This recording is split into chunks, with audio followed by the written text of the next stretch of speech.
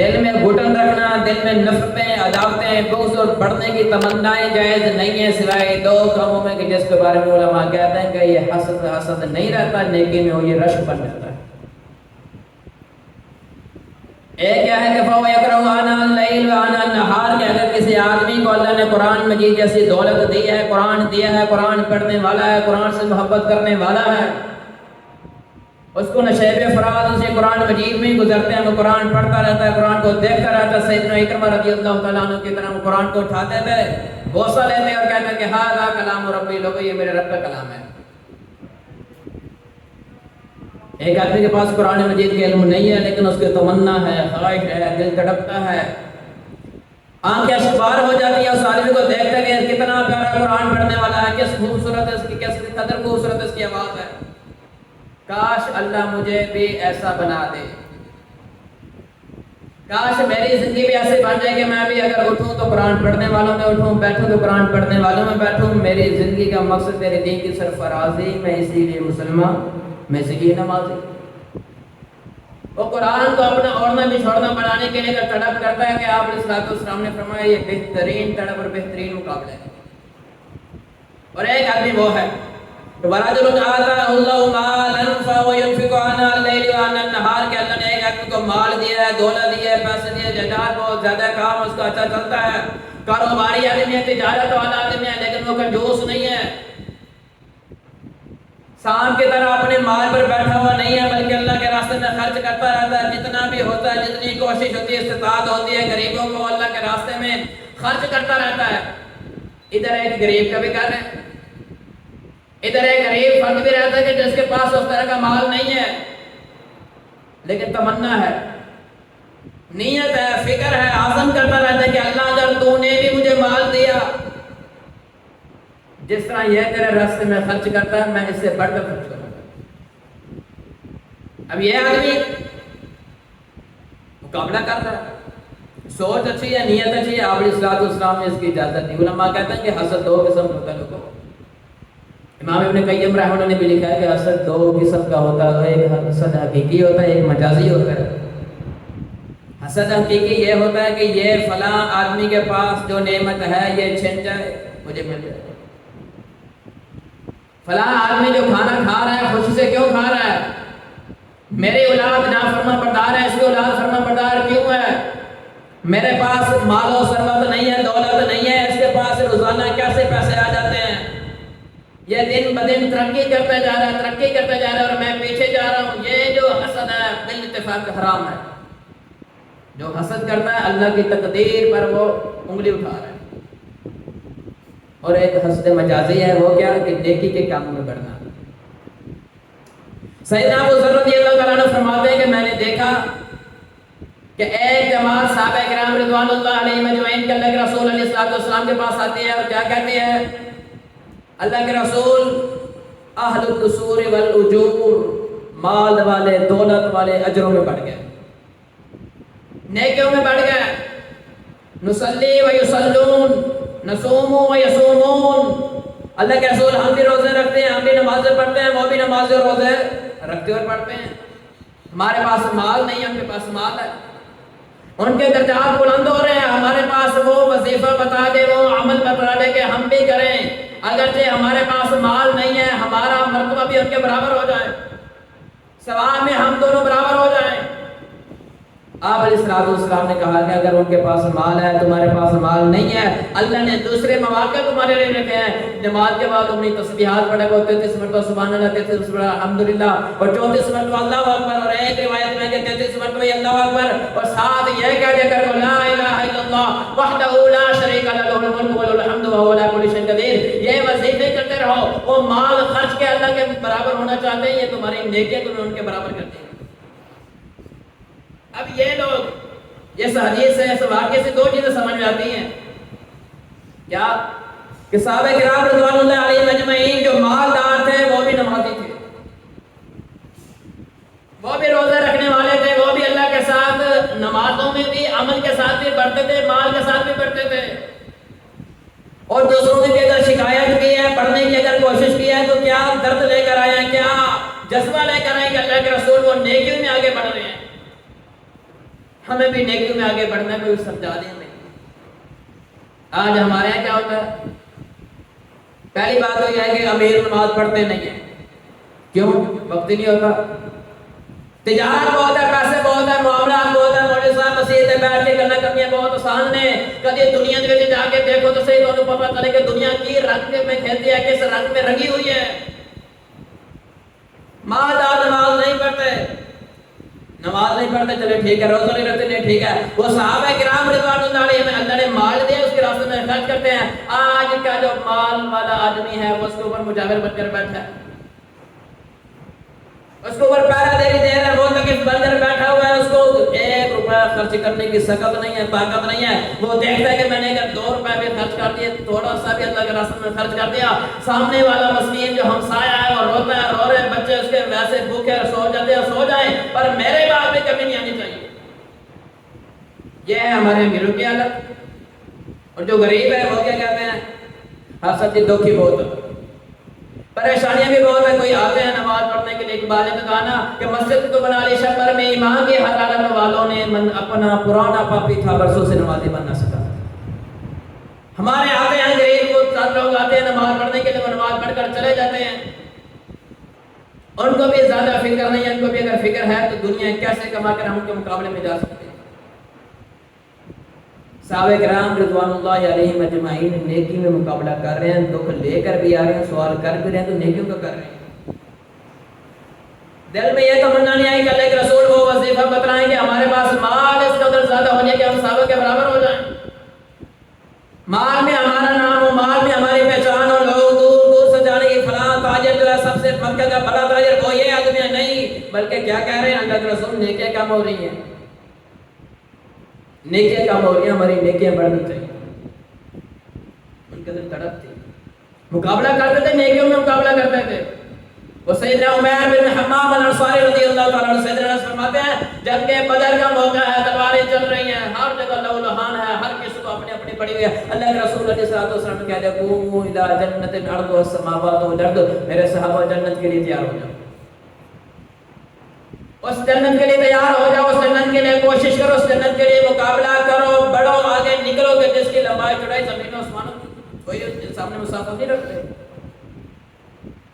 سیدنا عمیر بن حمام الانصاری رضی اللہ تعالیٰ عنہ نے سنا کہ اللہ کے رسول کہہ رہے ہیں کہ مقابلہ کرو، نیکی میں بڑھو، فاستبقوا الخیرات، آیات بھی پڑھ رہے ہیں، والسابقون السابقون پڑھ رہے ہیں۔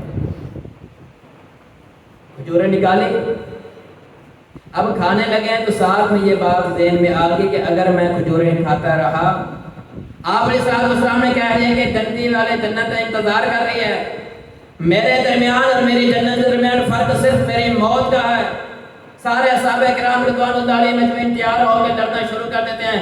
عمیر بن حمام الانصاری رضی اللہ تعالیٰ عنہ آگے نکلتے اتنا لڑتے ہیں۔ اللہ کے رسول علیہ السلام نے کہا تھا اللہ کے رسول اگر میں کھجوریں کھاتا رہا، ہو سکتا ہے کہ یہ جو آفر ہے، یہ جو جنت والی ہے، یہ میرے ہاتھ سے نکل نہ جائے، اس بڑی نیکی سے میں محروم نہ ہو جاؤں۔ لڑتے شہید ہو گئے۔ آپ علیہ السلام نے جب دیکھا تو وہ وہی بدر پر پڑے ہوئے شہید۔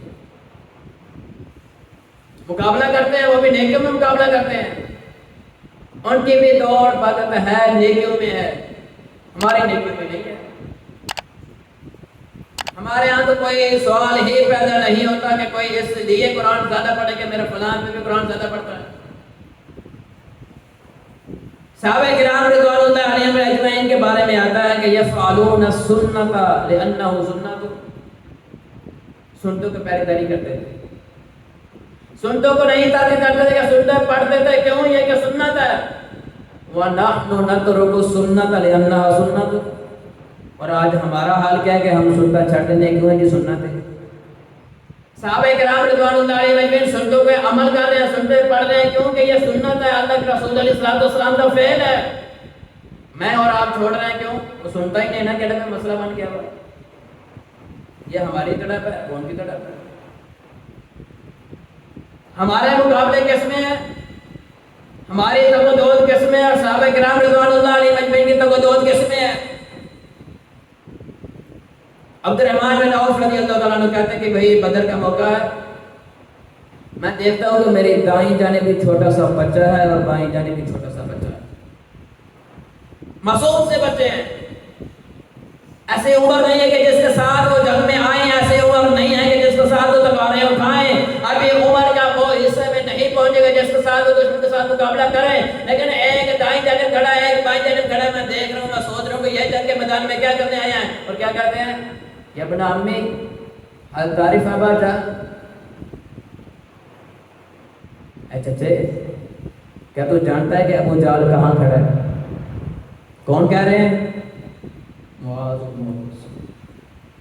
کون کہہ رہے ہیں؟ وہ چھوٹے سے معصوم بچے کہ جو ابھی جوانی اور بلوغت کی عمر کو نہیں پہنچے، لیکن نیکی کے جذبہ اس قدر ہے، نیکی میں پڑھنے کی قوت اس قدر ہے، شوق اور لگن اس قدر ہے. آپ اس کا تو سامنے ان کا مقابلہ کروایا تھا، کہا تھا کہ جہاد میں وہی جائے گا جو جیت جائے گا. مقابلہ کرنا جو جیت گیا، جو ہار گیا وہ رہ جائے گا، کیونکہ عمر چھوٹی ہے. جو جیت گیا وہ آگے نکل جائے گا. اب چھوٹا بھائی بڑے بھائی کو کہتا تھا کہ دیکھ تیری عمر تک پھر بھی کسی نہ کسی حد تک پہنچ ہی جانی ہے، تم نے تو وہاں تک پہنچ ہی جانا ہے. میری عمر بہت چھوٹی ہے، اگر میں یہاں پر ہار گیا، اتنا بڑا جو مقابلہ ہونے والا ہے، نیکیوں والا مقابلہ ہونے والا ہے، اس سے میں پیچھے رہ جاؤں گا. یا تو گر جا، میں جیت جاؤں گا. آپ گر گئے، میں جیت جاؤں گا. اس کا فائدہ کیا ہوگا؟ فائدہ یہ ہوگا کہ آپ کو عمر کی وجہ سے بھیج دیا جائے گا جہاد میں، اور مجھے آپ کی جیت کی وجہ سے بھیج دیا جائے گا. مقابلہ کر رہے ہیں، نیکیوں میں کر رہے ہیں. پھر ایسے ہی ہوا کہ اللہ کے رسول علیہ السلام ایک گر گیا، بڑا گر گیا، چھوٹا جیت گیا. آپ علیہ السلام نے دونوں کو اجازت دے دی، دونوں کے اندر وہ شوق اور رغبت دے کر بھیج دیا دونوں کو. پھر تاریخ نے دیکھا ہے کہ معاذ اور معوذ رضی اللہ عنہما نے سب سے پہلا بار ابو جہل پہ کیا ہے. سب سے پہلے اگر زہر کسی نے ابو جہل کو کیا کوئی نہیں تو بچوں نے کیا ہے. لوگوں فرق صرف تربیت کا ہے، فرق وہ سوچ ہے جو ہم اپنے بچوں کو دے جاتے ہیں. کبھی تذکرہ کیا ہو آخرت کا، کبھی تذکرہ کیا ہو جنت کا، کبھی تذکرہ کیا ہو کہ وہاں پر اللہ کے رسول علیہ السلام موجود ہیں، وہاں پر اصحاب رسول موجود ہیں، وہاں پر محدثین کی جماعت ہوگی. بیٹا نیکیاں کیا کرو، نیکیوں میں بڑا کرو. ہم سوچ دلاتے ہیں کہ نہیں پتر دنیا کے اندر پڑتا رہنا چاہیے پیچھے. باپ کو بھی فکر ہے، جو صرف دنیا کی حد تک فکر ہے، مقابلہ کروا رہا ہے، امتحان میں مقابلے کرواتا ہے، دیکھتا ہے کہ نمبر کتنے آ رہے ہیں، کیا دنیا میں کام تو نہیں ہو رہا. 10ویں کے امتحان دے کتنے نمبر آئے ہیں، دیکھ رہا ہے، تلاش کر رہا ہے، بار بار پوچھ رہا ہے کمی کہاں ہے. دنیا میں مقابلہ کرا رہا ہے. بچے کا مقابلہ کر رہے ہیں، معاذ اور معوذ آخرت میں کر رہے ہیں. آپ علیہ السلام کیا کہ نیکی میں مقابلہ کیا کرو. اپنے وہ ان دوستوں کو دوست بناؤ گے جو تمہارا روزانہ کی بیس پر کہیں کہ میں ایک پارہ پڑھتا ہوں، تو ایک پارہ پڑھتا ہے. ان کے ساتھ اپنی مجلس کو لگایا کرو کہ جو نمازیں پڑھنے والے ہیں، تاکہ آپ بھی نمازی بن جائیں. نیکیوں میں آگے بڑھا کر رہی ہے. نیکیاں انسان کو بہت دور تک لے جاتے ہیں. یہ جو مقابلہ ہے نیکیوں میں، یہ ایسا مقابلہ ہے کہ جو ہار گیا وہ بھی جیت گیا، اور جو جیت گیا وہ تو جیت ہی گیا. دونوں نیکیاں کر رہے ہیں. ہو سکتا ہے کہ ایک نیکی زیادہ کر لے، اور ہو سکتا ہے کہ دوسرے کا اخلاص اس قدر ہو کہ اس کی وجہ سے اس کو بھی آگے نکال دیا جائے.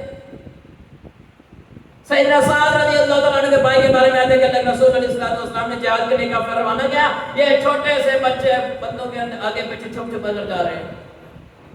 درمیان میں پکڑے گئے، وہ ابھی چھوٹا سا جہاد کے لیے جا رہا ہے. کہتے ہیں کہ اللہ کے رسول صلی اللہ علیہ وسلم نے نام نہیں، نیکیاں دی گل ہے، نیکیاں دی. اگر میں ادھر رہ گیا تو قتال نہیں کر پاؤں گا، ادھر رہ گیا تو مقابلہ نہیں کر پاؤں گا. تربیت کیا کریں، خود بھی بڑا کریں، نیکیوں میں بڑا کریں. اور یقین مانے کہ جو انسان نیکی کی تبدود کرتا ہے نا، اللہ اس کی دنیا میں تبدود پیچھے نہیں رکھتا. آپ علیہ السلام نے فرمایا اذا فی الدنیا یحبک اللہ و اذا فیما عند الناس یحبک الناس.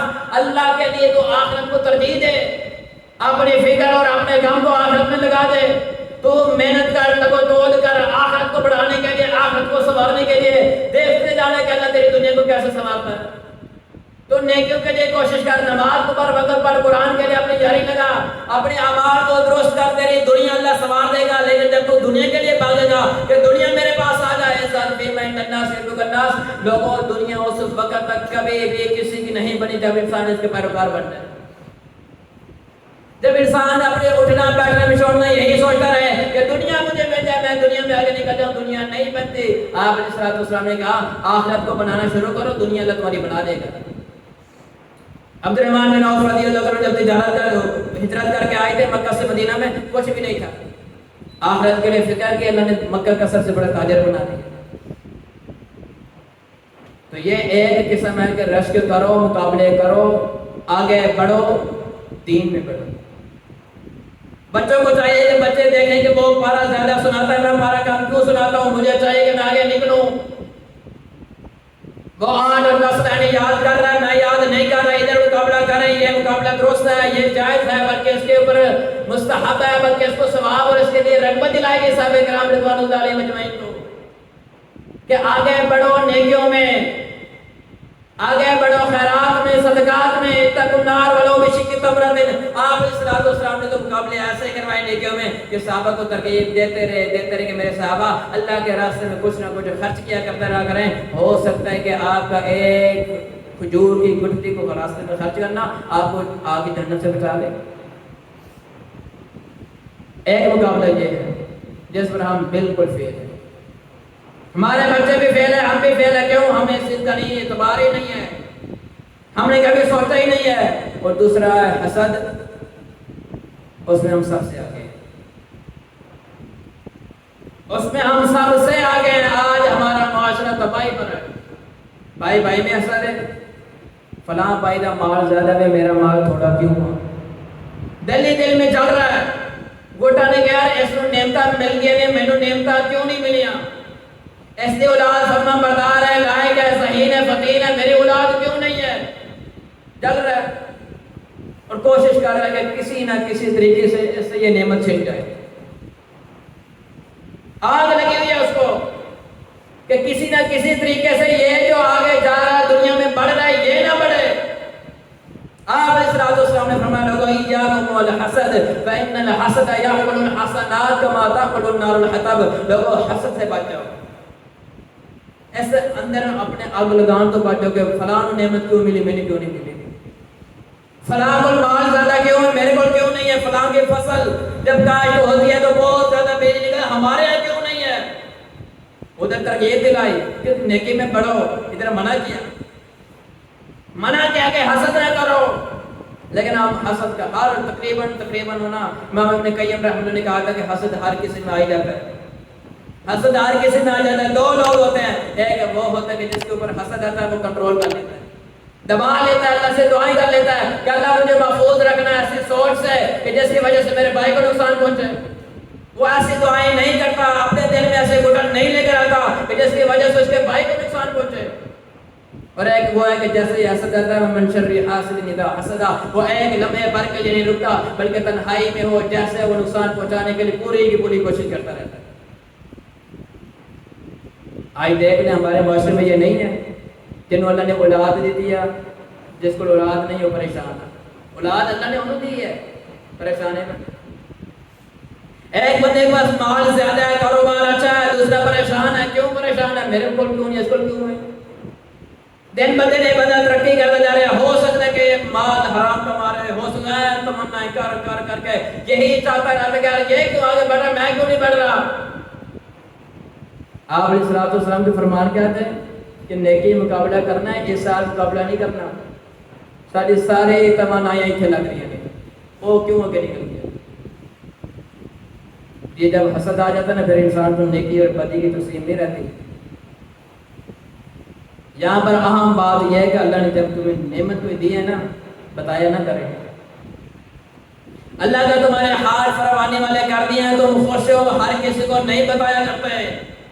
اب یہ دنیا وہ خیر خیر والی دنیا نہیں رہی. اب یہ وہ لوگ نہیں رہے کہ خیر الناس من ينفع الناس، جس کے دل میں واقعہ پڑھنی تڑپ ہے کہ تمہارا بھلا ہو، بلکہ نہیں، آپ کے سامنے مسکرا پڑیں گے، آپ کے سامنے خوش ہو جائیں گے، لیکن دل و دل میں گھٹن محسوس کریں گے کہ اس کو یہ نعمت ملی کیسے. کبھی بھی ہر وقت جیسے افراد نے کہا تھا نا کہ تم تکلف کو بھی اخلاص سمجھ لیتے ہو، دوست ہو تو نہیں ہار ہاتھ ملانے والا. ہر بندہ مخلص نہیں ہوتا، ہر بندہ وہ لگن رکھ کر آپ کی بات نہیں سنتا جس کو آپ بڑا سمجھ رہے ہیں، سوچ رہے ہیں اور سمجھ رہے ہیں کہ یہ میں میں نعمت بیان کر رہا ہوں یہ مجھے مشورہ دے گا، اچھا حوصلہ افزائی کرے گا، خوش ہوگا، یہ خوش ہونے والا نہیں ہے۔ آپ بتا رہے ہیں کہ بھئی دیکھ اللہ نے تیرے پائے تو کتنی رحمت کی دیا، کاروبار میں اللہ نے برکت رکھ کے دیا، تو یہی گل کر رہے ہیں اور آگ لگ گئی ہے مفت میں اگلے۔ اور حاسد جو ہے نا ایسا واحد حاسد ہے کہ کوئی کام نہیں کر رہے، اپنے آپ کو اگلا رہے۔ یوسف علیہ السلام جب خواب دیکھا کہ انی رأیت احد عشر کوکبا، ابو جی میں آج ایک خواب دیکھا کہ 11 ستارے میں سے دیکھا والشمس والقمر رأیتهم لی ساجدین، سورج اور چاند کو بھی دیکھتا ہوں وہ میرے سامنے سجدہ کر رہے ہیں۔ باپ نے سب سے پہلے یہ کہا تھا لا تقصص رؤیک علی اخوتک فیکیدوا لک کیدا، پتر کبھی بھی اس نعمت اظہار پائیں کے سامنے نہ کری، ہو سکتا ہے کہ یہ حسد تیرے لیے چاہ چلیں، حسد کریں کہ تجھے اس حسد کا نقصان اٹھانا پڑے، اپنی نعمت ان کو نہ بتانا، اس خواب کے بارے میں نہ بتانا، اللہ نے تجھ پر بہت بڑی رحمت کرنی ہے۔ سیدنا یوسف علیہ السلام نے نہیں بتایا، لیکن دل میں حسد رہا، دل میں حسد رہا، بار بار یہی سوچتے تھے احب الی ابینا ونحن عصبہ قالوا ان ابانا لفی ضلال مبین، بار بار یہی بات پہ جاتے تھے کہ طاقت میں ہم زیادہ، قوت میں ہم زیادہ، لیکن ہمارے باپ کا سارے کا سارا پیار کس کے ساتھ ہے؟ حضرت یوسف علیہ السلام کے ساتھ ہے۔ اس کے ساتھ پیار کیوں کرتا ہے؟ ان ابانا لفی ضلال مبین، جہاں پر بھائی کو نہیں بخشے وہاں پر باپ کو بھی نہیں بخشا، سارا باپ گمراہ ہو گیا، باپ نبی ہے لیکن حسد جو آ گیا۔ پھر دیکھ سارا قصہ آپ نے حضرت یوسف علیہ السلام کا سنا ہی ہوا ہے، کہاں سے پکڑتے ہیں کنویں میں پھینکتے، پھر کنویں سے عزیز مصر کے پاس جاتا ہے، وہ چلتے چلاتے اللہ نے ان کو ایک نعمت دی تھی۔ یہاں پر ایک بات، حضرت یوسف علیہ السلام نے ایک نعمت کا اس قدر اللہ کا حق ادا کر دیا، جب انہوں نے کہا نہ کہا لے تہی تلک، عزیز مصر نے کہا تھا، اس کی بیوی نے کہا تھا کہ آج بدکاری کرتے ہیں، کیا کہا یوسف علیہ السلام نے؟ انہو ربی احسن مسوائی، اللہ مینو کنویں تو لے گئے تھے، عزیز مصر کو لے گئے تھے، میں گناہ کر دوں گا، اللہ میرے ان حالات سے مجھے نکال کر لے کر آئے کہ جو حالات بالکل بدحال تھے، میرے بھائی بھی میرے خلاف تھے، سارے میرے خلاف تھے، انہوں نے مجھے کنویں میں پھینکا، کنویں میں مجھے بیچ دیا، وہ کافروں کے ساتھ بکتا بکاتا منڈیوں میں بکتا رہا ہوں، آج اللہ نے میرے اوپر نعمت کیا کہ میں اس کی نعمت کا نتیجہ یہ ہے کہ میں نافرمانی کروں۔ ہم اپنے حالاتوں پہ غور کریں، ہم اپنا دیکھیں، اپنا نتیجہ نکالیں، کیا ایک وقت وہ نہیں تھا کہ ہمیں بولنا اچھی میں کچھ نہیں آتا تھا؟ اللہ نے نعمت نہیں دی؟ وہ لوگ کیا دنیا میں موجود نہیں ہیں کہ جن کے پاس اولاد نہیں ہے، وہ در در کے ٹھوکریں کھا رہے ہیں، اللہ نے مجھے اولاد بھی دی۔ وہ لوگ نہیں ہیں کہ جو صبح سے لے کر شام تک کوئی ان کے پاس کھانے پینے کی چیز نہیں ہے لیکن وہ صبر کر رہے ہیں، اللہ نے مجھے صحیح خرد و نوش کا سارا سامان بھی دیا، لیکن میں پھر بھی نافرمانیوں سے بغاوت سے باز نہیں آتا۔ یوسف علیہ السلام نے کہا انہو ربی احسن مسوائی، اللہ نے میرا ٹھکانہ اچھا دیتا ہے۔ اور یہاں پر آخری جو بات ہے وہ یہ ہے انہو من یتقی ویصبر فإن اللہ لا یضیع اجر المحسنین، حسد کرنے والا حسد کر رہا ہے، بھائیوں نے حسد کر دیا، لیکن نتیجے میں کیا وہ لڑے؟ نتیجے میں کیا انہوں نے بھی حسد کرنا شروع کر دیا؟ نہیں، انہو من یتقی ویصبر، جو اللہ سے ڈر گیا اور صبر اختیار کر گیا، دو چیزیں، تقویٰ، سارے دنیا حسد کرنے لگ جائے کرنے دے، آپ کے خلاف سارے پروپیگنڈے کرنا شروع کر دیں کرنے دیں، انہو من یتقی، تقویٰ دل میں رکھیں، اللہ کا ڈر دل میں رکھیں، اللہ کا خوف دل میں رکھیں، ویصبر، اور صبر کرتے رہیں، فإن اللہ لا یضیع اجر المحسنین، وہ پھر کنویں میں بھی پھینک لیں تو اللہ عزیز مصر تخت دے دیتا ہے، وہ سارے کے سارے وہ چھوڑ کر چلے جائیں اللہ پھر بھی عزت دے دیتا ہے، فإن اللہ لا یضیع اجر المحسنین، اللہ کبھی بھی تمہارے تقوی کو، تمہارے صبر کو رائے گا نہیں کرے گا، لیکن شرط یہ ہے کہ تقویٰ بھی ہو اور صبر بھی ہو۔ گالی کا جواب گالی نہیں ہوتا، بدی کا جواب بدی نہیں ہوتا۔ اگر کوئی آپ کے سامنے آپ کے خلاف حسد کرتا ہے، آپ جانتے بھی ہیں، آپ بھی اس کے خلاف شروع کر دیں سازشی، ایسا نہیں۔ سیدنا عبداللہ بن عباس رضی اللہ تعالیٰ عنہ پیچھے بیٹھے تھے، اللہ رسول علیہ السلام نے کیا فرمایا تھا؟ یا غلام انی اعلمک بکلمات، چند کلمات تم سے کہا جانا، نوٹ کر لیں، تجاہد تجاہد، اللہ نے اپنے نال رکھی، احفظ اللہ یحفظ کا، اللہ دے امور دی حفاظت کرتا رہے، سارے دے سارے لوگ مل جان کچھ تیرا نقصان نہیں کریں گے، لیکن تو میں حاسدین نال بن کے حسد شروع کر دیں گا، کام خراب ہو جائے گا۔ اگر تو بھی ایسا بن جائے گا جیسے وہ ہے تو سارے کے سارے نیکیاں برباد کر دے گا۔ آپ علیہ السلام کا یہ جو فرمان ہے یہ بہت بڑا فرمان ہے کہ ان الحسد یاکل الحسنات کما تاکل النار الحسد۔ لوگوں یہ حسد جو ہے نا، یہ کینہ اور بغض جو بائی کے خلاف سوچے ہیں کہ تمہاری نیکیوں کو ایسے کھا رہی ہیں جیسے آگ لکڑیوں کو کھا رہی ہے۔ عاملۃ ناصبہ تصلیٰ نارا حامیہ، کئی لوگ آئیں گے تو صحیح ٹھیک ٹھاک ہوں گے، لیکن یہی حسد، یہی بغض اور یہی کینہ یہی دل میں سجائے ہوئے ہوں گے تو سارے کے سارے نیکیاں رائے گا کر دیں گے۔ بڑے مقابلہ کریں، کوشش کریں، لیکن کس میں؟ نیکی میں۔ رشک کریں کس میں؟ نیکی میں، دنیا میں نہیں۔ دنیا مل جاتی ہے، دنیا ساتھ چلتی رہتی ہے، لیکن اگر حسد کرتے رہیں کہ اس کو نعمت کیوں ملی، مجھے نعمت کیوں نہیں ملی، تو رائے گا ہو جائیں گے۔ صحابہ کرام رضوان اللہ علیہ مجمعین کے بارے میں جیسے میں نے کہا تھا کہ یفعلون السنۃ لانھا سنت، صحابہ کرام مقابلہ کرتے تھے سنتوں میں بھی، نوافلوں میں بھی، کہ یہ سنت ہے، ہم اس لیے اس کو ادا کرتے ہیں۔ وَنَحْنُ نَتَرُكُ سُنَّةَ لِأَنَّهُ سُنَّةٌ، اسی سنت چھوڑ دینے کیوں کہ یہ سنتا نہیں۔ ہماری توجہ کیا ہے کہ سنتا نے چھوڑ دے وہ کوئی مسئلہ ہی نہیں۔ اور صحابہ کرام رضوان اللہ علیہ مجمعین اس سنتا نے نکال لو جی بہت بڑا مسئلہ ہوا۔ اللہ کے رسول علیہ السلام کا فعل ہے، جب آپ کے سامنے دنیا اور آخرت ہوگی، دنیا میں مقابلہ کریں گے حسد کے علاوہ، ٹھیک ہے کریں، حسد کے ساتھ کریں گے۔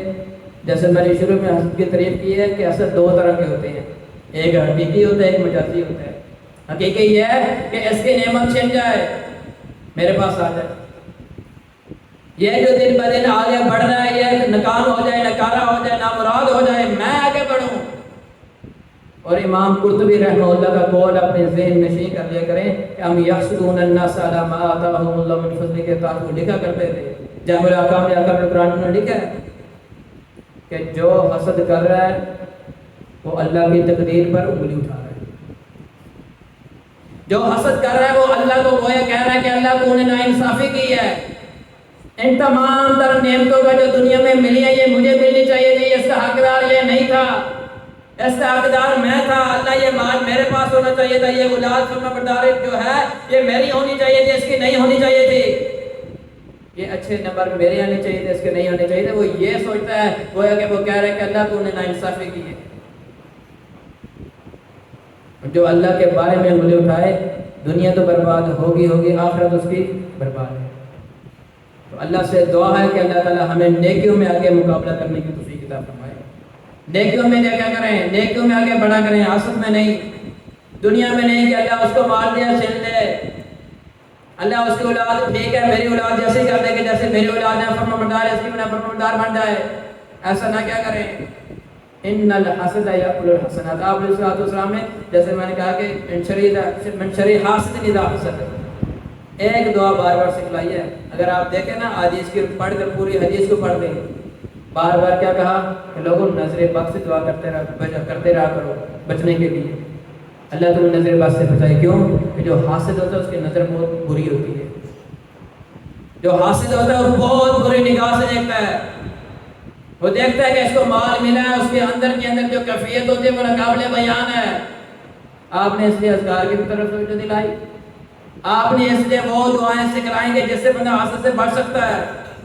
اور آپ علیہ السلام اکثر آپ کو پتا ہے کہ چھوٹے بچوں کو اکثر ہمارے ہاں ہوتا ہے، بچہ ہمارا ذہین ہوتا ہے، بیٹی ہماری ذہین ہے، بیٹا ہمارا ذہین ہے، پیر ٹاپ جا رہا ہے، اچانک مسئلہ کیا بنتا ہے، بالکل ہی ناکام نظر آ رہے ہوتا ہے، اچانک کی تبدیلی نظر آ رہی ہوتی ہے، بچہ حفظ جی بڑا دوڑتا جا رہا ہے، ماشاءاللہ سکول جی بہت اگے جا رہا ہے، فرسٹ ڈویژن ہن کی ہو گیا، ہویا کچھ نہیں، جدو تو اذکار ہے دیتے نہیں کہتے، سمجھایا ایسا نہیں، دنیا کے حوالے کر دیتے تو دنیا تو آگے جل رہی ہے۔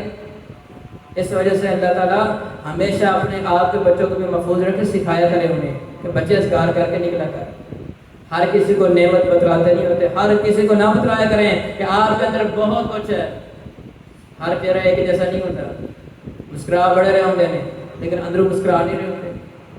وہ آپ کے نعمتوں سے حسد میں آگ لگی ہوئی ہے ان کو.